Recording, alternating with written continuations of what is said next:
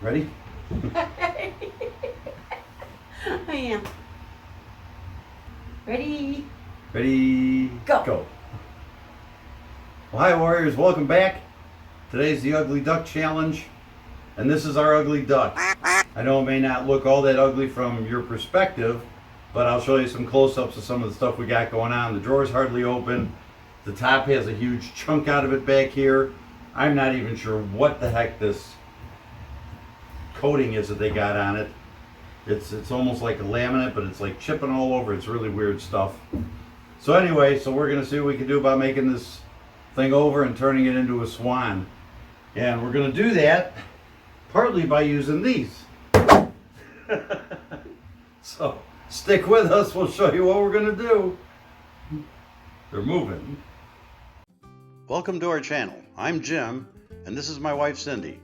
We find old, outdated, used, and sometimes abused furniture like this and turn it into this. Join us on our journey of furniture makeovers.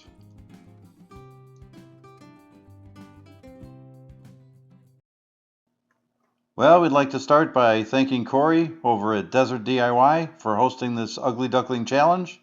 A whole bunch of us were challenged with finding the ugliest piece of furniture we could and turning it into a swan. And this is what Cindy and I came up with. And when we saw it, we had no idea just how bad it was going to be. But we'll let you take a little bit closer look. This is the front of the unit, and you can see the drawers are kind of cockeyed, and there's a lot of residue paint from different layers that are in this thing. The top is pretty well scratched up, and there's a lot of chips out of the top. The back corner over here has a big chunk out of it, and then there's these huge chips like this. I'm not sure what this top layer is. We never did really figure it out, but we do know there's about 4 layers of paint underneath this fake wood top layer that somebody put on this thing, and it's almost like it's just all over everything. So as we start taking this apart, you're going to see more of that and some of the stuff that we ran into. These drawer pulls are just like this really thin tin. It is an older piece, we're sure of that. In fact, it's probably quite old, but we're just not sure everything that was put on it, and we had to get all of it off. So this is one of the spots on the top, and I think we're going to be replacing the top, but I'm just trying to figure out what the heck this is. Okay, so the first thing we're going to do is just kind of try to find out what we've got. So we're going to do a little bit of sanding on different parts and kind of determine which way we want to go with this whole thing. Well, so here we go.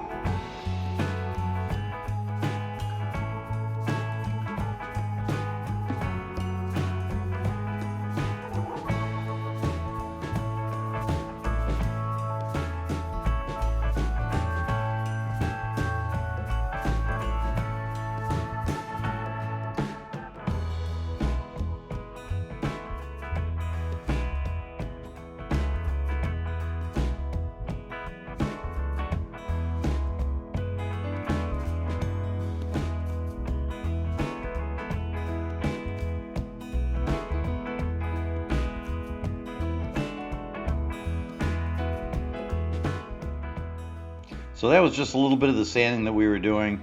And on the sides of the drawers like this, it wasn't too bad. But the face of the drawers and everything else that was painted with that brown, the sanding just wasn't working. So we finally decided that we were going to go ahead and try to use a stripper. Cindy and I have not done stripping of furniture, chemical stripping of furniture, in probably over 8 years. And this time it was just enough. We figured we were going to go ahead and try it. So the first thing we did is we got citrus strip. We went out and we brushed that on. We covered the entire top with cellophane.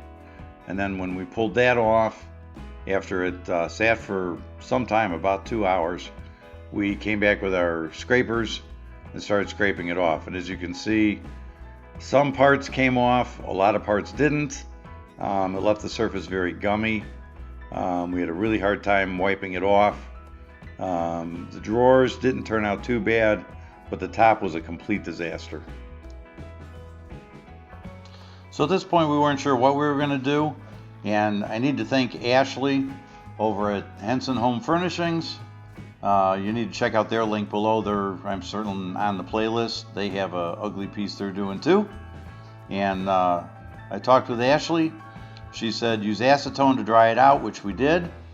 And then she suggested using the clean strip, which we picked up a container, and it's a 15-minute formula. And I started brushing it on, and about 90%, 95% of what we needed to come off came off, and then we were able to sand the rest. So once again, just a big thanks to Ashley and her husband Stephen over at Henson Home Furnishings for kind of talking us through that. There's still things we're learning, and this was one of them.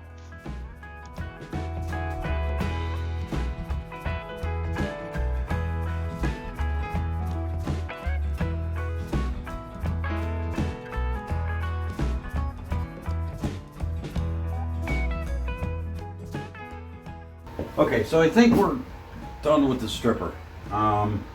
And at this point, I'm just going to get this to sand and see how it comes out. The reason we stripped the doors, the drawers, and the top was because the sanding just wasn't working. And there were some really deep chips and stuff out of the drawers and the top. The rest of the base is not so bad, and I think we can get away with just doing some sanding before we paint. So I'm going to resand these two drawers. The first drawer is already done, and resand the top and see if we can get this looking like we want, and then we'll go from there.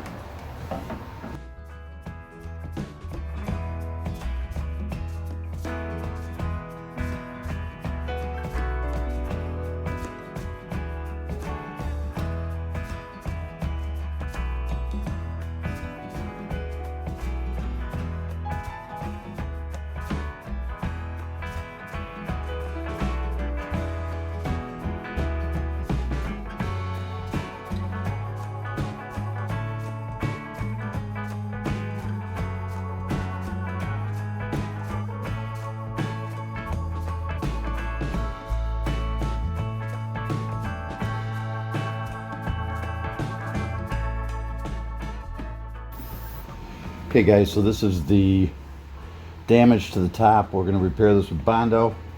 I want to show you how I'm going to do this. First we're going to build kind of a frame. Okay, so this is parchment paper. The reason I use the parchment paper is because the Bondo will not stick to it. And even if it did,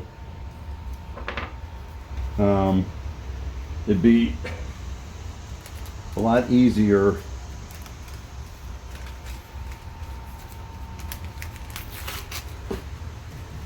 to sand off the parchment paper than it would be to try to break the wood off of the Bondo if we got everything stuck together. So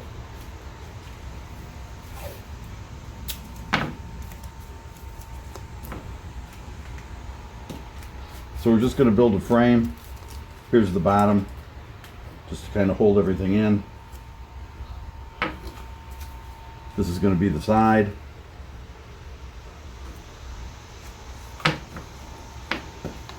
Whoops. Okay guys, changed my mind for a second. I want to show you a tip that I almost forgot about that I was going to do. You can see that we're going to Bondo this corner of the top, and this typically when people lift it, this is going to be where they're going to lift it, right at the corner when they lift it to try to move it or whatever. And the bond between the Bondo and the wood is going to probably be your weakest spot. So if anything happens, that chunk of Bondo would come off if they hit it hard enough or lifted it and it was too heavy. So just like when they lay cement sidewalks or roads or whatever, and they put rebar in it, we are going to put some screws in here so that Bondo can go around these screws, and it'll give it something to adhere to, and it'll better attach it to the top of the wood.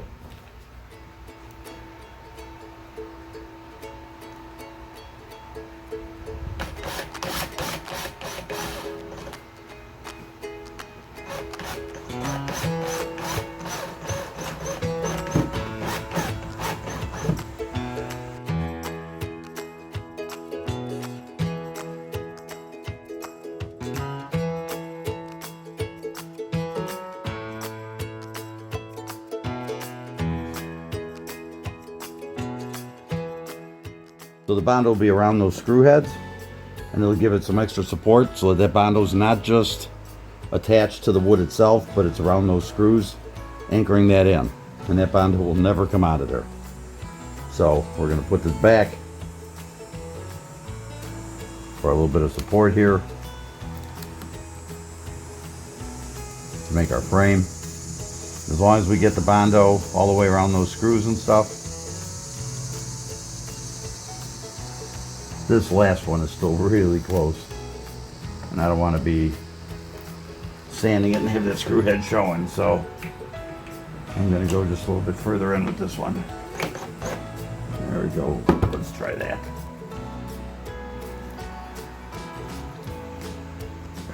Yeah, that looks pretty good.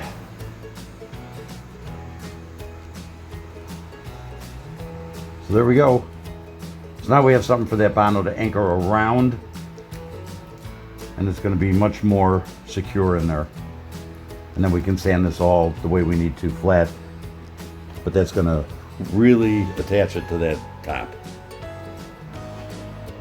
We're going to get going with the Bondo right over here. See, Bondo. Okay, and we're going to fill that in. While I'm at it, we're also changing hardware and stuff, so we're going to fill in all these hardware holes. And you also see these lock holes. Now, if you've seen in other parts of the video where you see the inside of the drawer, you know that these actually are true locks. You can see that here, and you can see the back of the lock right there. Those are actual locks. They are non-working at this point. Now what I've done is, because we're going to Bondo those over at some point in the future, 25, 50, 100 years from now, if this piece of furniture is still around and somebody wants to restore those locks, they'll be able to do that. What I've done is inside here, I've put some paper. Now part of the reason why I'm not trying to restore the locks is, one, I'm not a lock expert, and two, when they put this brown coating that you see on the side here, when they put that and the green paint and the black paint and everything else, they went right over this, and there's a bunch of paint and all kinds of stuff that are in these locks. So I am not inclined to try to take the lock out, clean all that paint out, and try to get these locks working. A, I don't have a key, and B, I just don't see the value and time in doing that. However, if somebody at some point wants to use the locks or try to restore the locks, I am stopping the Bondo from going past the front of the this front piece. The paper in here is going to stop that Bondo from going into the lock. So at some future date they could take the lock out, they could clear that hole out of the Bondo, and they could restore the locks if that's what they wish to do. So I am actually kind of preserving the locks, even though we're going to be Bondoing over all this stuff. Okay, so let's go ahead and mix up our Bondo, and let's get filling some stuff. One thing about Bondo, if you've never used it before, It stinks, to put it bluntly. So I'm going to make sure, so you want to use it well ventilated area. I'm going to make sure to mix up plenty. We'll probably have some left over. That's okay. I'd rather have too much. And make sure that we get this all filled in one go.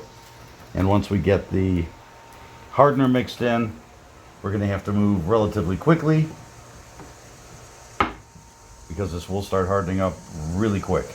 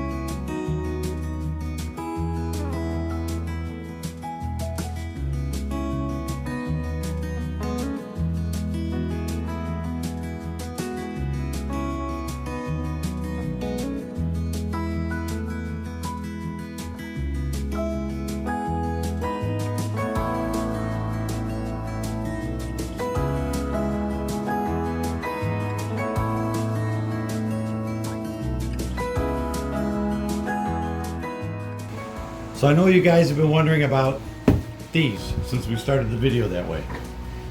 So here's what we did. We bought these at Dollar Tree for $1. The reason we bought them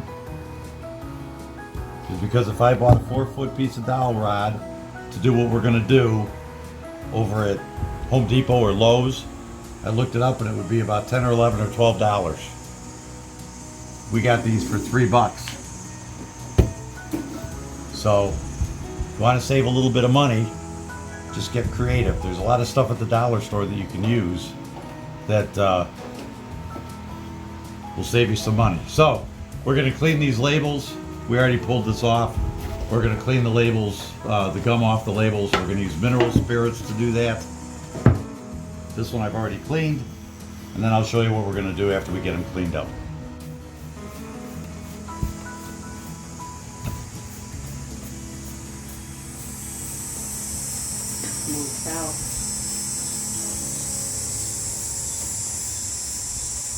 So guys, we were using that little bottle of prep for the Rethunk Junk paints, and Laura over there just posted a video that said don't use that little pump bottle. They ship that way because it doesn't leak, and they have to have non-leakable stuff for shipping, obviously, and these bigger bottles leak. She said find yourself another spray bottle and put it in there, and you can spray a lot more efficiently. So thinking out of the box, which we have to learn to do a little better. And that's what Cindy's doing. So she's not putting glass cleaner on there. She's putting the prep from Rethunk Junk. Okay, these little pull saws are wonderful little gadgets for some of this little stuff like this. They go pretty quick, especially through a lot of this wood. It just doesn't make sense to, since I don't have a table saw,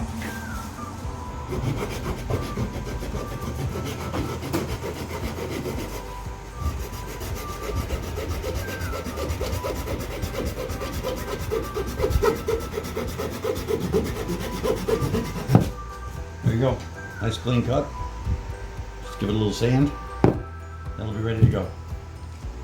And we're making all these at, yep, 7 inches.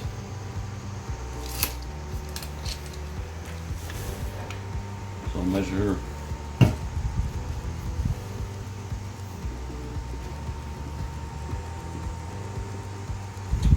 Just like the way I did the other one. 7 inches right there.